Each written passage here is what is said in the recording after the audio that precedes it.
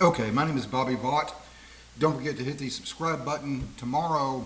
So this is Tuesday, August 27th, 2024. Tomorrow on Wednesday, we're going to go back to the series. I've been creating a series. We're up to 11 lessons so far.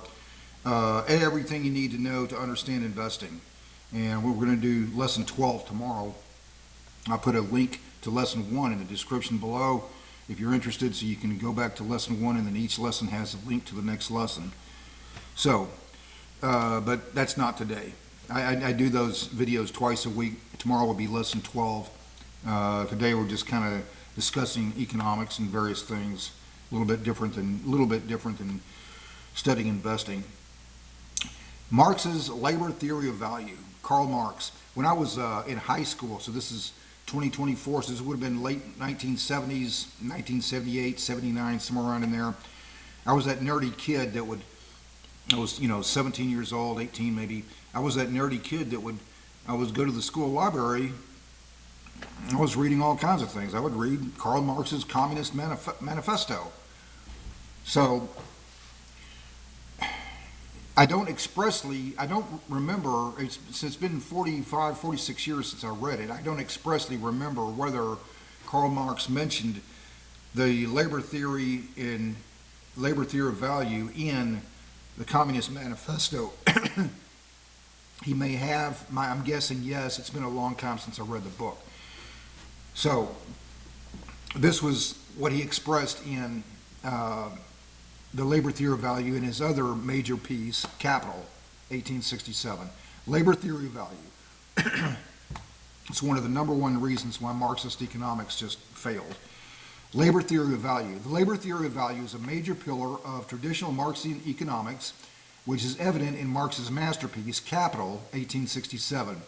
The theory's basic claim is simple. The value of a commodity can be objectively measured by the average number of labor hours required to produce that commodity.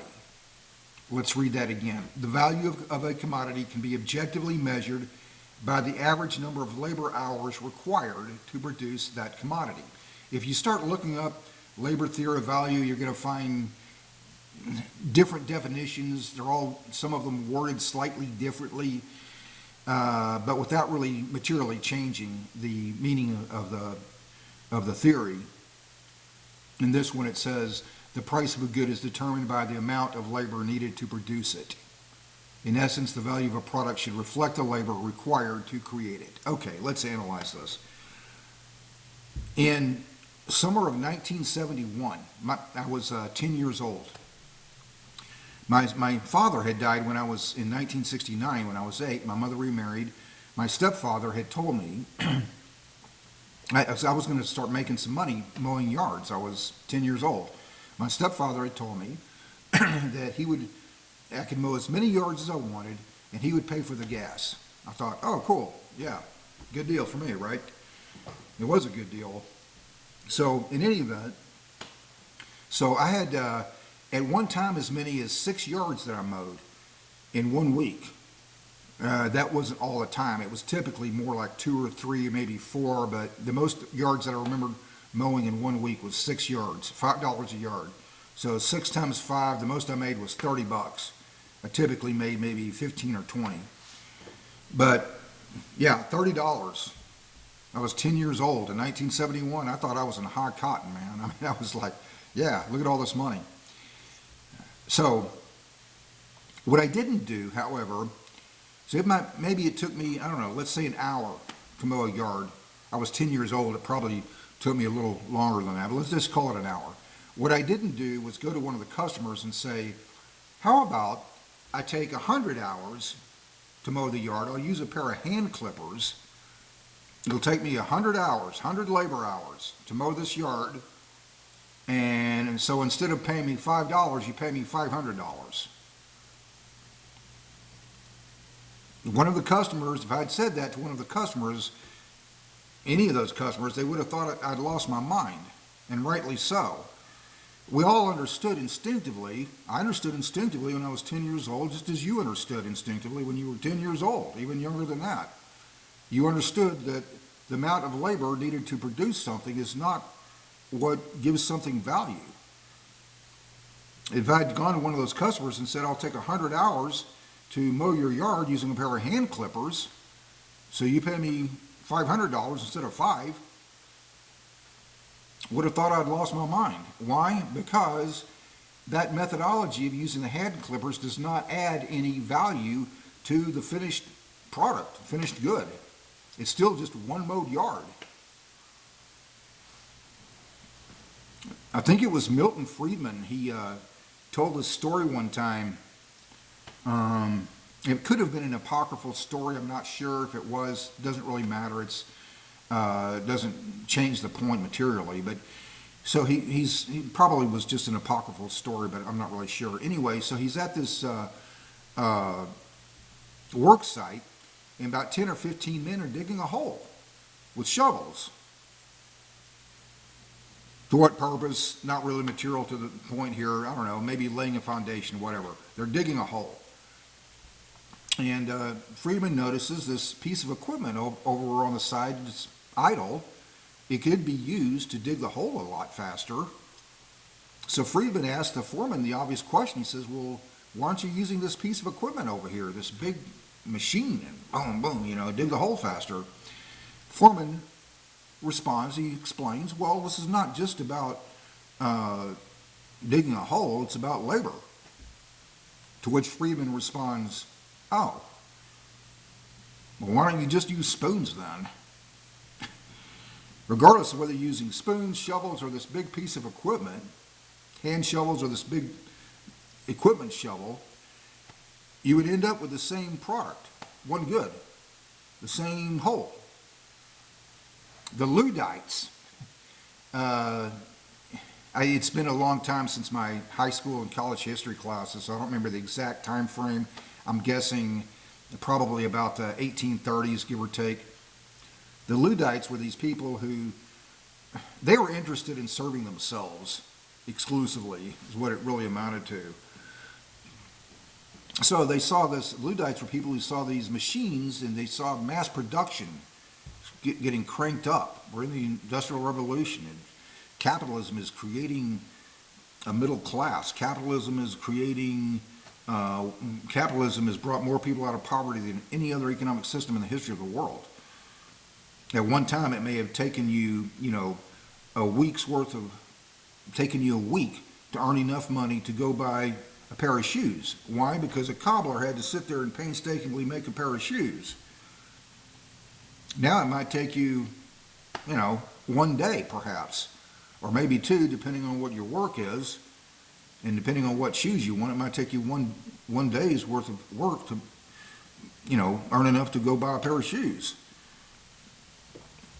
If you took the wealthiest person from, let's say, about 1830, we're going to get back to the Luddites in a moment. If you took the wealthiest person from the year maybe 1830 or so, whoever the wealthiest person in the world was in 1830, and transported that person into today's world, that person would look around and say, well, you people are really wealthy. Some people may not realize how wealthy they are, but you're really wealthy. The wealthiest person from 1830 would look around and say, wow, capitalism, productivity incentivized by profits. Profits are essential to the incentivizing productivity. That person would look around and say, hey, wow, look at that refrigerator that you have. I didn't have one of those in 1830. You don't think the refrigerator is important? Wait until the condenser goes out. See how fast it takes you to, we'll find out real quick how important it is to you. You'll get that thing replaced real quick. In event, so that was just an example. Anyway, the Luddites, they were people who, they were self-serving. They didn't want machines making things, so what they did was they started throwing a monkey wrench in the machine. They would start, proactively trying to destroy machinery and so forth. Why? Because they were interested in themselves. That's all it really amounted to. They weren't interested in the fact that mass production was expanding productivity and therefore making things more affordable for people. and creating opportunity in terms of the employment. In any event, so Marx's labor theory of value. I think it was Ben Shapiro I was listening to one time. He made this analogy. He said, well, if the price of a good is determined by the amount of labor needed to produce it, why not just go into the mud pie business then? This definition of labor theory of value, when you really analyze it, it's not even suggesting producing things that people actually want. There's nowhere in there that does it have anything to do with that. It just says the price of a good is determined by the amount of labor needed to produce it. Oh, okay. Well, let's go into business making mud pies then. Sure we can figure it out? You don't want to go into the mud pie business with me. I'm not going there because nobody wants to buy mud pies. Labor theory of value, definition. Labor theory of value suggested that two commodities, well, let's see, that's not what it was. Scroll back up here. Yeah, price of a good is determined by the amount of labor needed to produce it. In essence, the value of a product should reflect the labor required to create it. Now, what determines the value of a good is what someone is willing to pay for it. We all studied this in economics. Where the supply and the demand curves intersect create the equilibrium price, right? You want more of something at a better price? Produce more of it. Shift the supply curve to the right. Right? When I was in college many years ago, I was kind of an unofficial tutor. It was not officially, but I found myself oftentimes in the library before on test day, and 2 or 3 or 4 other students would be in the library, and I would try to, in various classes, I was trying to get them ready for the test or help them. I was a student in the class. I wasn't, I wasn't a paid tutor or anything. I was just kind of trying to help out a little bit. But the first thing I would tell them was, because people say, well, supply and demand curves, economics class. That's not the real world. That's just book knowledge. Wrong. First thing I would tell them is supply and demand curves only graph what we instinctively already know. And as soon as you understand that, then the economics class becomes real simple. You want more of something? Increase supply. Shift the supply curve to the right.